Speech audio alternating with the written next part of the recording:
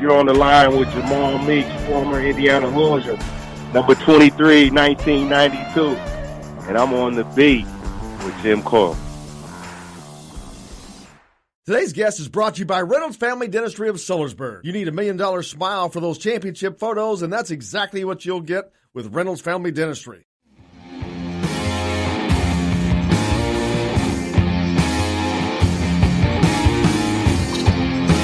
Welcome back to Indiana Sports Beat with Coyle and Larry, coming to you from the Golf Club at Eagle Point Studios here on this Monday. Joined now by our good friend Dustin Dopirak from The Athletic. Dustin, how are you, sir?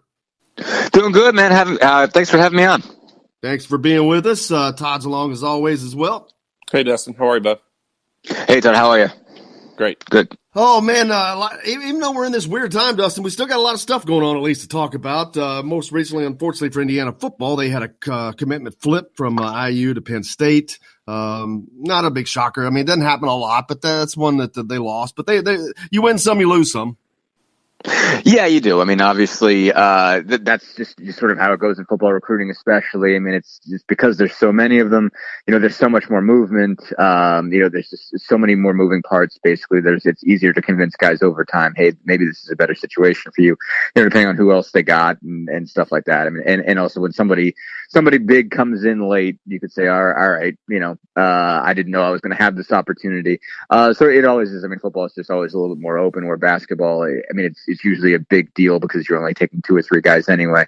Where football, it is always moving parts. And again, you always have to presume if you're Indiana that you have a chance of losing to an Indiana or to a Penn State or Michigan, Ohio State or something like that. If they decide to get in late, you just try to secure as many of those as you can and you keep recruiting them. That's the big thing in football is you recruit and re-recruit and make sure that you're always keeping in touch with those guys and making sure they know you want them. But you sometimes even when you do a good job of that, they change direction anyway. Yeah, it's during this time, this weird time of COVID-19, where everything has gone to video and all that. Indiana's a team that you would think that would be kind of at a disadvantage to some of those teams. They've kind of held their own recruiting wise during this time. They haven't lost any more than I thought that they might. Yeah, no, I mean, I think it's just comes back to, Tom Allen hustles. I mean, that's really the biggest thing that's got him where he is. With this program so far, and really what's gotten Indiana it just being in better shape than they had been for so many years. Just basically, there's been an understanding that if you are, you have to always recognize and understand that you are at a disadvantage, and you have to play that way. You have to know that if you slip, you're going to lose something. So he it seems like he's kept that in mind and realized, hey, this is one of those periods where you could lose some people. Basically, that there's a good chance that some other schools are going to have a chance to swoop in here, and you're going to have to hustle to keep them. And basically, you are at a disadvantage. You're not going to be able to do some of the things that would usually sort of strengthen the bonds. Can't bring them to camps. Those sorts of things that have visits around the spring game, stuff like that. Those kind of things are not possible, and the virtual tours that they're going to be able to bring guys on when it comes to bigger schools are going to be more impressive. I mean, it's just going to stand out more when you're showing the place around through an iPhone or a computer or something like that.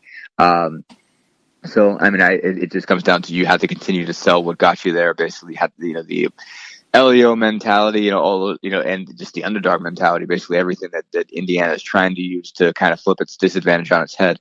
And you have to keep doing that. Now, and I think it does a really good job of knowing what those are and making that happen. You also just posted the Big Ten Conference announces today that it's extending the previously announced suspension of all organized activities through June 1st, which no shocker there. And there's not a lot that's going to be going on anyway. So that kind of just gives them a little more breathing room, I guess. Yeah, no, I mean, it's just, it seems like a formality at this point. I mean, it's sort of odd that they even keep putting this out there. But it obviously makes sense. I mean, I guess they're just trying to be smart and say, okay, let's not cancel anything until we have to. But really the die was pretty much cast when they canceled all spring sports. Basically when College World Series was canceled and all those kinds of things. You obviously couldn't, ever conceive of getting back the spring sports going. And now it's just a case of, okay, can you bring these guys, bring football players, bring basketball players, bring whoever back on campus to be able to do something, to be able to have some kind of organized workout. So every step that they take, I think they are, taking their time before sort of canceling anything more and saying, okay, look, let's just wait and see this come through. But you have to presume that, you're not going to see any real movement toward actual activity until you start to see some numbers go down. And nationwide, you haven't. Obviously, I think that the certain states, certain parts of certain states are starting to see some improvement. Basically, places that weren't necessarily hit that hard in the first place. But it's hard to imagine right now, especially in a conference like the Big Ten, where you do still have at least one affected school in Rutgers, where in the New York, New Jersey area, and basically then other schools that are sort of close enough to it. You're not necessarily trying, and schools that have New York, New Jersey players. It just doesn't seem like the right time for a while to even start talking about the idea of, when are we bringing these guys back? Let's, really start to make plans for it. So it's doing a lot of that, I think. And then I was talking with Todd a little bit ago, the NCAA also came out on Friday with their plan to return to sports, which cracks me up because their plan looks to be a plan involving everybody else having a plan, which sounds pretty much like the NCAA. Right. Yeah, I mean, now let's be fair though. The issue is somebody else should have a plan. You don't. That we could delve into certain pieces of that, and that will get political and all that kind of deal. But there isn't necessarily a top-down thing saying, okay, we expect it to be here by this date, and here by that date, and here by this date, and then therefore this is what we're imagining. It's still sort of piecemeal statewide. Now part of that's just because of the way the disease is spread in the first place. It is a totally different ballgame in some places than it is in others. I mean, there's in parts of this country you can't even imagine the idea of playing sports right now. And some people are looking around and saying, "What? There's literally nothing wrong here." So that makes it kind of awkward. But if you're the NCAA, I mean, that is what you do, is you're waiting to hear word. I remember. You look back to when everything was canceled. That was basically what the NCAA was doing, and what the conferences were doing, is just talking to their localities where they were playing and saying, "Hey, what do you want us to do?" I mean, I was at the Big East tournament, and it's crazy to consider how hard that city, the city of New York, was going to get hit. But Val Ackerman kept saying, "Well, look, we've been in touch with New York City authorities, New York State authorities. We're sort of waiting for them to tell us what to do," and that's ultimately, the job. I mean, the NCAA doesn't have its own CDC. That's what I would do if I were the NCAA. Is like, I wouldn't commit to anything that basically higher ups weren't telling me to do.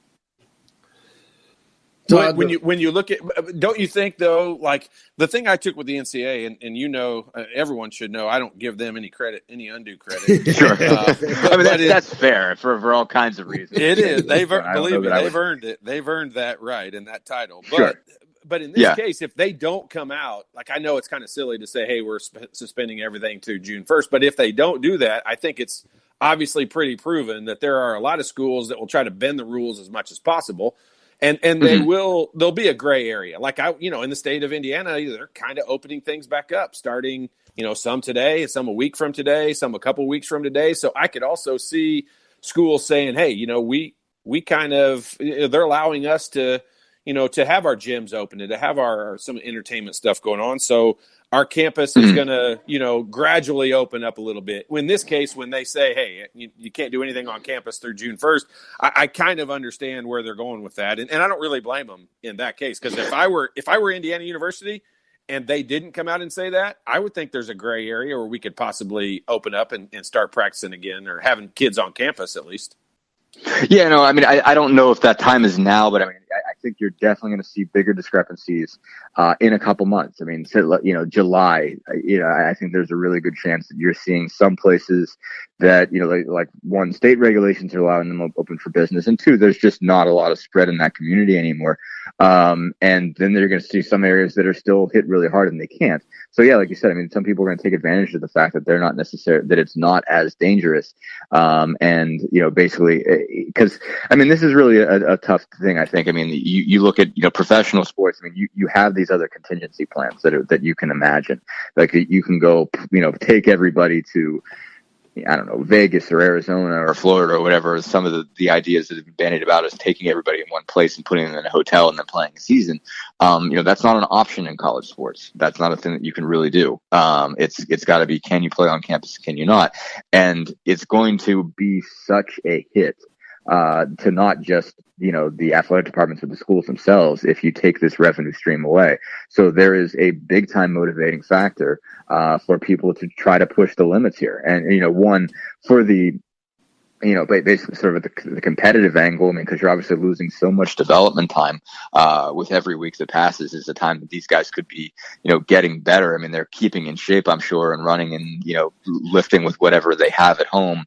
But they're not playing. I mean, like if you're a basketball player, like you literally can't even go to the park because they've taken the rims down. So unless you have a hoop at your house, that's literally the only chance you have of literally right. Of being able to shoot. I mean, I might be able to handle a basketball up and down the street, but that's about it. And football, I mean, I guess you can throw it back and forth with your brother if you have one, your dad, but there's not a lot of options for development. But so teams are going to want that, but also just the financial piece of it. There's some schools that are really going to not be okay if you say, hey, look, I know you guys don't have any cases right now, but nationwide we can't do it this way because we still have too many. There's going to be a rebellion over that. That's going to be pretty nasty. So right.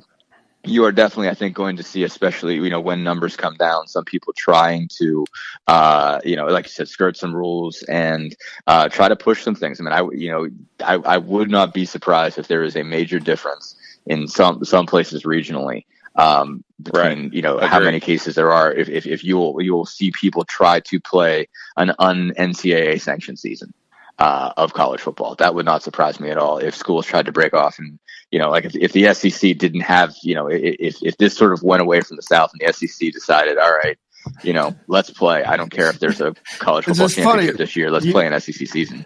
You mean the SEC might secede from the NCAA? I'm not going to go any further with that joke than I already have.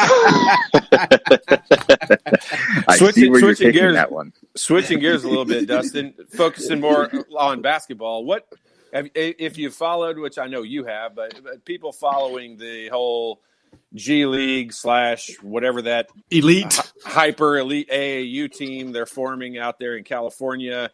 And the two coaches who I've read at least have really spoken out against it are the two people that it probably hurts the most, in Penny Hardaway and John Calipari. Sure. You follow. What do you think about that? Yeah, no, I mean, I'm not surprised. That is a thing that you would expect. I think, like you said, I mean, guys like Penny and Calipari that are recruiting on that scale, and then you can make a whole bunch of insinuations after that. Are obviously going to be affected by it more. Obviously, Penny played this season without the best recruit he had because of eligibility issues and that sort of thing. So they're obviously going to step out for it more. I mean, I think it's going to make an impact going forward. It's just not going to make as big of an impact. It's not going to make a monster impact. It all really comes down to this piece. Every year there are only so many guys that are ready to go pro. And no matter how you sort of change that dynamic, unless you start like creating like a tiered minor league system that's similar to baseball and you're taking in hordes of guys at a time, I just can't see that making any sense from a basketball perspective because it's your development in the game isn't the same. You're just, if you're really good, you're more ready. I mean, like just sort of everybody in baseball really needs to take some time and go through it. It's not really that case in basketball, but even so, I mean, there's probably at most 20 guys a year that this is even a discussion for. That this is even worth talking about. Most of them, most guys need college, and most guys aren't any more ready for the G League than they are ready for the NBA. And there's a few guys that are, I think, more willing to make the leap if you say, all right, it's just the G League. You're going to be with some other guys at this level. But even then, there's only so many of those guys that it makes sense. I mean, you're not going to just torpedo college basketball that way. There's still too many guys that need that development, and there's not a more safer entry point for them. And they have a better chance of really, creating brand recognition at the college basketball level. I mean, like, I think, you could say, Zion Williamson was going to be a big deal either way, but Zion Williamson did, I think, do a good job of capitalizing on playing at Duke.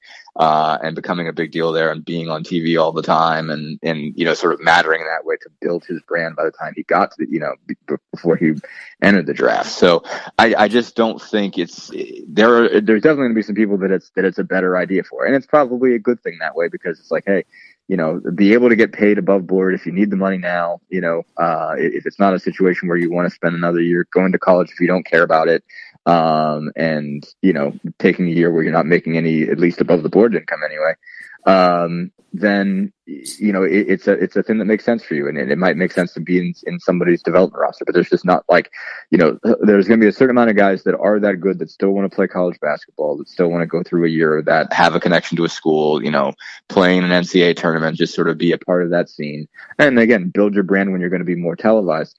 Then there's going to be a back and forth up there, and then ultimately there's just not going to be that many guys for whom even the G League is an issue, is an option. And I think that while it will take a little bit of talent out of college basketball, obviously a little bit, I think it makes the game better. Yeah, I mean, I'd agree. I mean, I think you really look at sort of the top to bottom. Some of these guys are going to get better in the G League. I think there's only so many of them that can hope to be able to play there.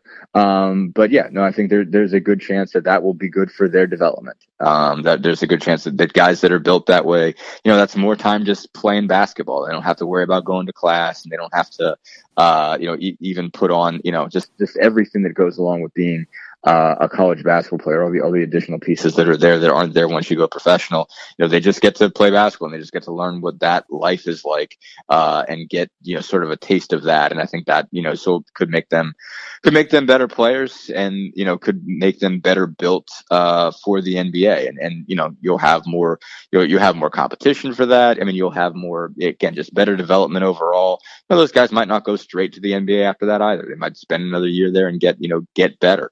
So ultimately it's got a chance to help things. And I do think that it's good that, I just don't think if you don't want to go to college, you should have to go, because ultimately you get put in this situation and everybody, you get put under a microscope. If you're not built that way, like, college is not for everybody. We probably as a society overplayed. I mean, there's probably, we probably have gone too much to that side, and there are more people that should go to trade schools to make more money that way.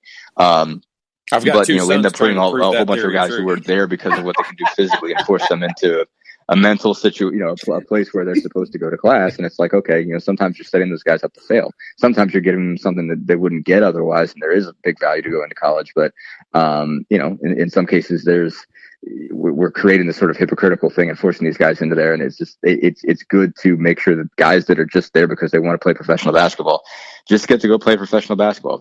If that's what they always wanted, that's the whole point. It's like, why make them go through the facade? I agree, man. Dustin Dopirak, he's only 6 away from having 10,000 followers on Twitter, Dustin. Did you notice that? So we need to get Dustin to 10,000. We need 6 more people. Todd, I'm not sure if you follow him. So Todd, go follow Dustin, and that'll get him up to 9995, and then we'll have 5 more. So if you're listening, go to Twitter. I guarantee you, Dustin, today you're going to cross 10,000 followers on Twitter. Yes. Cool mark. Thank you, guys. Thanks for pointing that out. Hey, thanks a lot for what we appreciate you as always, and hope you have staying safe and enjoying as best you can as we look to get back to sports sometime soon. Absolutely, you guys as well. This is Jim Coyle from Indiana Sports Beat with Coyle and Leary. Indiana Sports Beat is now a part of the Rivals Network. You can go to thehoosier.com to sign up. It's free. Catch the show there each day live or at your convenience. You can also like or follow us on Facebook. Follow the show's rebroadcast anywhere you podcast. If we're not on a radio station where you live, we should be. Let your local station know they need to carry Indiana Sports Beat with Coyle and Leary, or simply go to thehoosier.com.